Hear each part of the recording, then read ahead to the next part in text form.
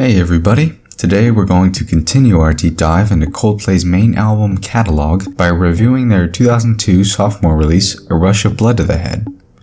This album follows the understated and well-crafted Parachutes, an album I enjoy for its interweaving mixture of melancholic soft rock and overarching intimacy.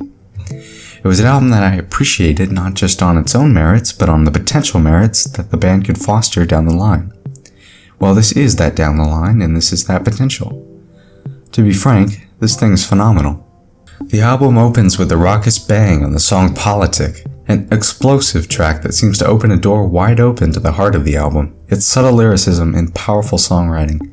The guitar work for this one coalesces with the drumming to create a chorus that, when built up to by the rising verses, seems to be a shotgun blast to the face.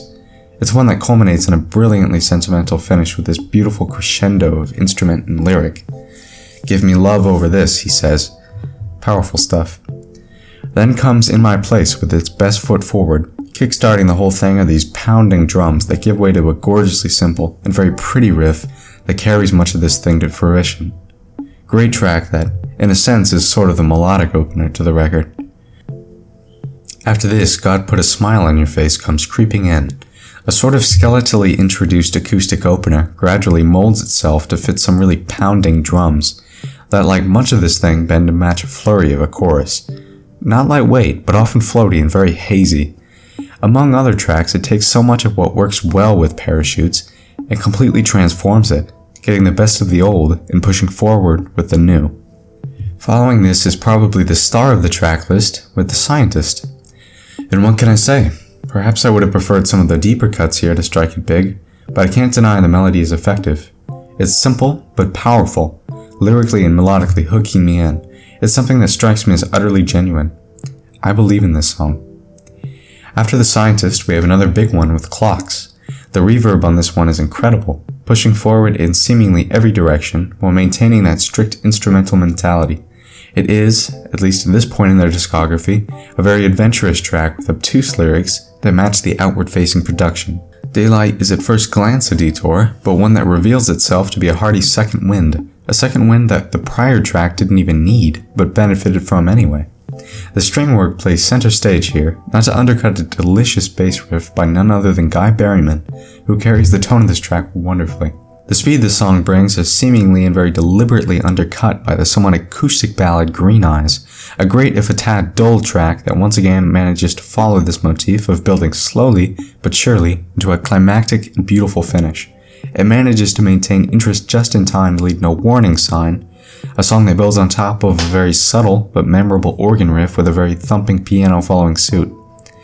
After this, the instrumentation is layered delicately, and it plays off extraordinarily well.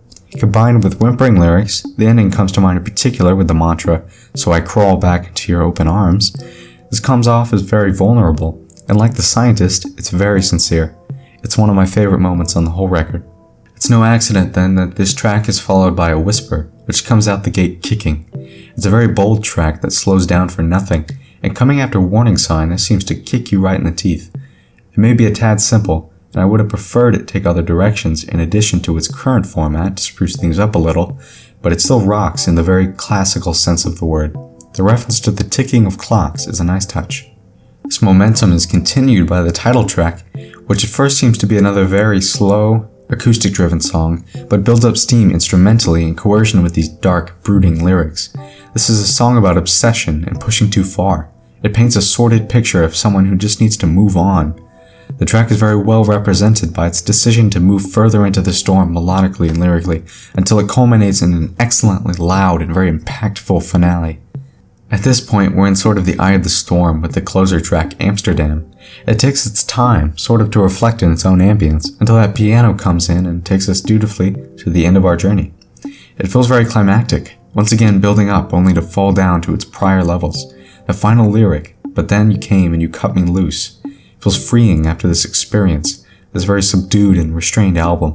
I suppose one could argue that this is its biggest downfall. One could say its congruence with this sound makes it dull and uninspired, but I vastly disagree. Its greatest strength is in the little details, the subtle instrumentation, and very patient songwriting that arrives at its destination when it damn well pleases.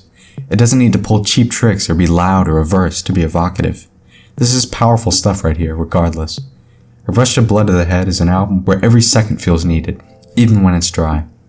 It's a statement that's utterly believable, and intrigues me to care that it is. I'm feeling a 90 on this thing. Great record. Great record. So what do you guys think? Let me know down in the comments. If there are any records you'd like to see reviewed by me, feel free to ask. And if you like this content, consider subscribing and hitting that bell for more of it. In any case, thanks for your time, and have a great day.